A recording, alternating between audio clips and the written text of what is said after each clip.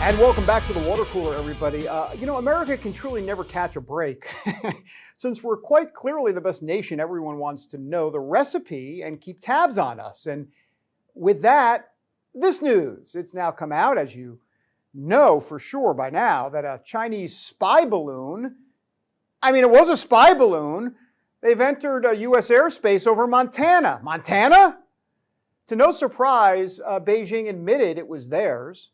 After the U.S. had tracked the balloon's travel back to China, quote, the Chinese Communist regime on Friday admitted that the balloon was Chinese, but said that it is a civilian research craft that was blown far off course, oh gosh, by prevailing winds. Okay, so let me get this straight. A Chinese spy balloon just happened to blow 5,782 miles off course over to Montana over, an American nuclear weapons site. More on that in a moment.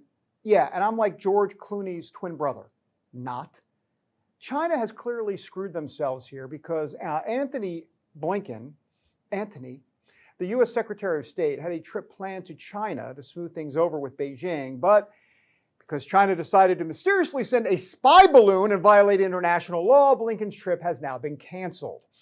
President Biden has made no move to shoot the balloon down or really even taken any tangible action because we believe he's napping.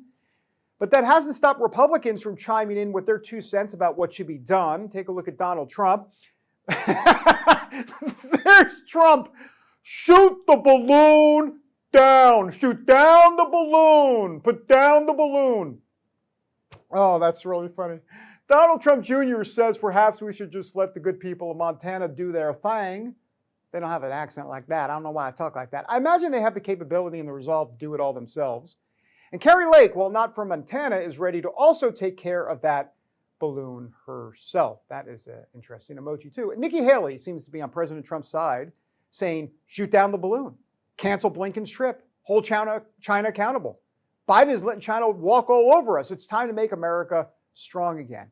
But why exactly does China want to fly a balloon over Montana? What does this mean? What does it say about our future? I've got 1,000,001 questions. So it's time to bring in RAV correspondent Heather Mullins. Heather, thanks for being here. You're not in a balloon, I can see.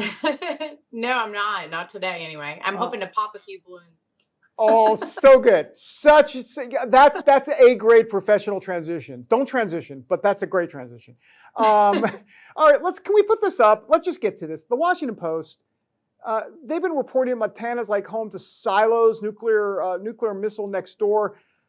Maybe is that why China's interested in spying on Montana? What is going on here? What's your take? Help me out.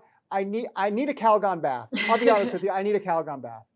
Yeah, no, it's funny because there's a lot of jokes and stuff that are running with this because it is a balloon, right? And the memes are flying, but this is a very real national security threat. Yep. And there's I can't stress the seriousness of what's actually happening in our country right now. The fact that there is a Chinese-owned aircraft flying above and surveilling our country is one of the biggest breaches of U.S. national security and probably since 9/11. I mean, think about it. When you really look at the magnitude of this, that aircraft was surveilling parts of Montana that are actually home to our nuclear warheads. Yep. There's nuclear weapons all over there. And I've been seeing unconfirmed reports that this aircraft has like infrared technology. They're mapping the ground.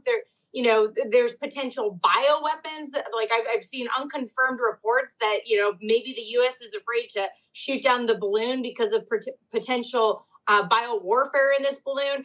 And it's crazy to me, one, David, that this balloon, regardless of what's in it, was even able to breach U.S. airspace. We have one of the top militaries in the entire world. We have the top technology in the world. And so for me, I personally think there is no way that this balloon just accidentally blew right across our country and nobody knew about it. And when you have our top leading military officials all standing around twiddling their thumbs, like a Pentagon spokesperson coming out saying, oh, it'll be here for a few days, no big deal.